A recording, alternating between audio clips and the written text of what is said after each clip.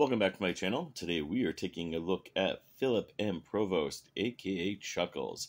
This is from the G.I.Joe classified line, specifically San Diego Comic-Con. I'm excited for this figure. I had Chuckles as a kid. I had 2 copies of him because I lost his gun and I needed to have the gun back. So I actually had a couple copies of him. Chuckles is one of the more interesting characters of G.I.Joe. He never got a lot of exposure. First debuting in Marvel Comics on a team with Falcon, Fastra, and Law & Order, who are recruited by a government agency to pretend to be G.I. Joes. They thought they were G.I. Joes, but they didn't know that the agency wasn't. But they end up teaming up with Hawk to battle the Dreadnoks and stop a missile from hitting Cobra Island. In the Sunbow cartoon, he debuts in G.I. Joe the movie. And unlike his file card, which describes him as being somewhat loquacious, he is rather mute and super strong. His file card goes on to state that he has been undercover for so long that nobody's really sure about who he actually works for.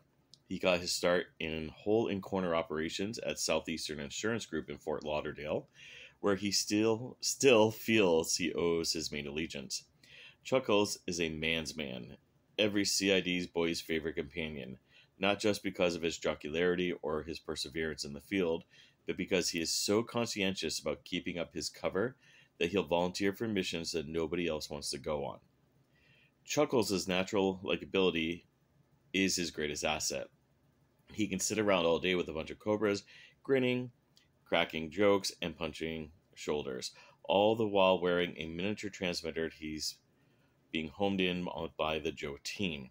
Chuckles is aware of the consequences being found out. He's also confident in his ability to fight his way out of any situation.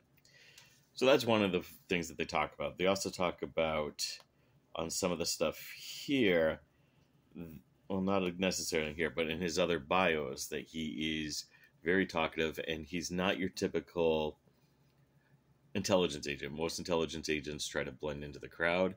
He instead is wearing bright Hawaiian shirt and likes to talk jokes and be upfront. And again, this is a very cool figure. He comes with a ton of accessories, and this is definitely worth something that I feel like every G.I. Joe fan should have. In fact, if you're interested, I actually have an unopened version up on my eBay page that ends on Sunday.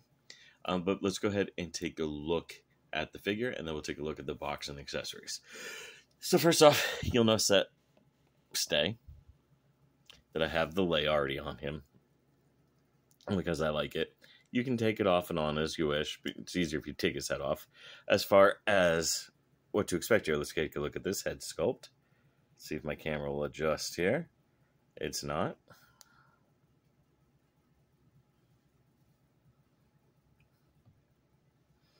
Oh well. As you can see, though, it is a very good head sculpt. It looks very masculine. He's very nonchalant. It looks good. He's got that bright Hawaiian shirt on. He's got visible abs because of how they're made these days. He's got this lovely belt on it with his G.I. Joe communicator here. Legs and it can kick up and they can kick back. You'll see his cargo pants on. You get the double knee and you get the massive amount of foot and ankle tilt as you expect on these figures. You do get waist rotation. On the back, you have a couple holes that you can plug stuff into. You do get double elbow. You do get the wrist.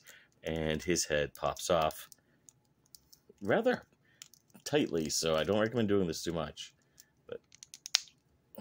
But yeah, his head pops up because he does come with an alternate head. So yeah, he's very highly posable. He does look good. He does have that sheath here. We'll talk about that when we show him off all geared up and with his accessories. So the first thing we're going to talk about real quick, excuse me, is the box. Normally I don't show off the boxes. I don't really care about boxes, but this one's really cool. I talked about with one of my Evil Lynn reviews, the Goddess Lynn, that basically I wish Hasbro was doing what Mattel was doing with having these boxes be much more intricate. And this one is. You get this beautiful design. It's him looking into a camera near the Baroness and the Crimson Twins acting in shock and anger about him getting into their stuff. You do get, when you open it, you do get that lovely product shot of him all geared up, beaten up, and you get this brief little comic that shows exactly what's going on, which I think is rather cool. And then the back is showing, the transistors of the camera and all that. The inner box comes with this, and it does say Extensive Enterprises on it. And on the other side, it does have that Cobra logo. So this is basically what he's stealing. It is a briefcase, and according to the picture here, it's filled with gold, which unfortunately the figure does not come with. But he does come with a ton of accessories. And let's go ahead and adjust the camera angle down here, and I'll show you them. They do come wrapped up in this beautiful floral. And unlike the other bags that you have to rip open, this one you just have to kind of breathe on it lightly, and the wax will come apart. He comes with a head that's all beat up.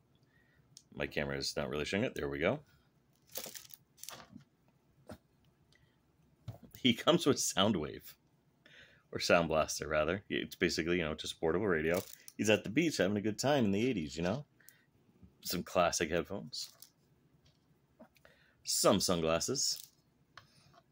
Binoculars. A beautiful knife. A dossier that I have upside down here. It's basically showing off the Crimson Bats. A pair of handcuffs. Broken pair of handcuffs, and a beat up suitcase with some sort of damage, and his classic holster and gun. So I just discovered his watch comes off. I did not know that. Let's go ahead and pause for a second, and I'll get him all gear up and show you what he looks like. I forgot to mention, he comes with 2 alternate hands that have brass knuckles on them, which is really cool in itself. All right, so here we have him kind of all geared up, and it's very cool the different things you can do to him. Now, one thing I will note is if you're trying to pose him or anything, I can't get the sunglasses to stay on, and the headphones, of course, fall off very easily too, so I don't really have them out. You can pretty much all fit them all right in his briefcase. So that is storage. Now his hands and his other head don't fit, but that would be ridiculous if they did. But one of the cool things about this, so I mentioned he had the broken handcuffs. You can put them on, so it looks like he just broke out. And I do have the black eye one here. As you look in the back, the cassette player and the binoculars do plug in. And yeah, he just looks all around great. This is a very fun figure. This is something that is fun and definitely screams convention, and while being non-conventional. Haha, see what I did there? But this is definitely a cool figure to have. And one thing to mention is if you do want to read something good with Chuckles in it, Chuck Dixon, who I'm not a fan of for many reasons, but he did do a phenomenal series called Cobra, which focused on Chuckles infiltrating Cobra in the IDW universe, where none of the Sunbow or Marvel Comics continuity was part of it. So he was very fresh, new, and it was a very cool take. And I won't spoil anything for you, but it was a very good series. I only read the first one, maybe the second one. I never read the whole series through though. But yeah, thank you very much for watching. Please comment down below. Tell me what you liked, what you didn't like, and what you want to see next. And again, reminder that if you'd like this figure, I have it on eBay. It lasts, I think, until 6 or 7 p.m. East Coast time here in the States, but I am open to international buyers. So please take a look at it, and I hope you have a great day. Thank you.